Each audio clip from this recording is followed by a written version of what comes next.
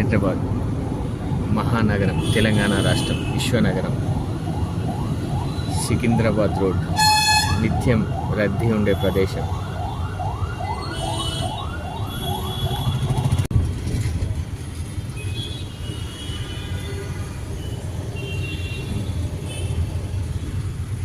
హైదరాబాద్ మహానగరం నిత్యం రద్దీ ఉండే ప్రదేశం. నిన్నటి వరకు భారీ వర్షాలు. సిటీలో వెళ్దామంటే ఎక్కడ చూసినా నీటి ప్రవాహమే. హైదరాబాద్ వాసులు ఇక్కడ యాంత్రిక జీవనం గడిపేస్తున్నారు.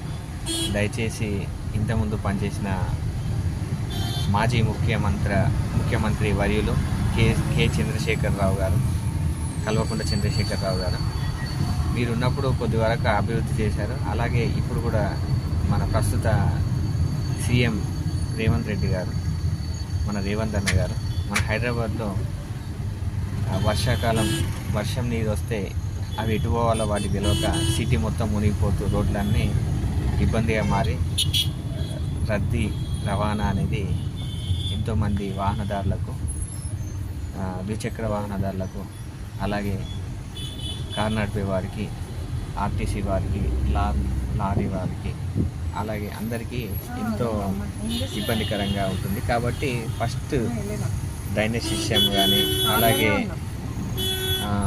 మనకు ఈ పరిసరాలు కానీ, పరిశుభ్రత కానీ, జనాభా పెరుగుతుంది ఈ రోజుల్లో. జనాభా పెరిగిన ప్రాతిపదికన అలాగే సిటీ డెవలప్మెంట్ కూడా చేయండి. రోడ్లు కూడా విశాలంగా కావాలి. అలాగే ఇక్కడ ఉన్న పరిస్థితుల రీత్యా ఇంతకుముందు చూస్తే ఆంధ్రప్రదేశ్ రాష్ట్రవాసులు ఇక్కడ ఉండేవారు కాబట్టి అప్పుడు జనాభా ఇంకా అధికంగా ఉండేది. ఇప్పటికి కూడా ఏం తక్కువేం లేదు. తెలంగాణ వాసులు రోజు రోజుకు జనాభా పెరుగుతూనే ఉంది, కానీ అభివృద్ధిలో కూడా ముందుకు వెళ్ళాలి. అలాగే మన దేశంలో చూసుకుంటే హైదరాబాద్ మహానగరానికి ఎంతో పేరుంది.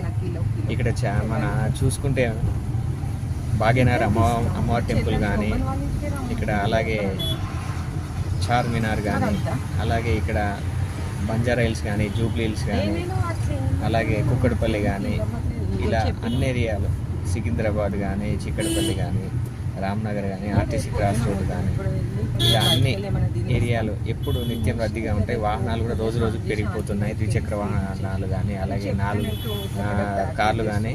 ఇక్కడ నడక కూడా అవసరమే. అప్పుడు వాకింగ్ ట్రాక్ ఏర్పాటు చేయండి. అలాగే సైకిల్ నడపడానికి కూడా పొల్యూషన్ తగ్గిన వారినైతే, అలాగే రానున్న కాలంలో కూడా సోలార్ మనం వాడే యంత్రాలను తయారు చేయాలి. సోలార్ను కూడా ఉపయోగించుకోవాలి. అలాగే ఇలా చేయండి. అలాగే మీ నటేశ్వర్, న్యాయవాది, 9985351871. జై శ్రీరామ్.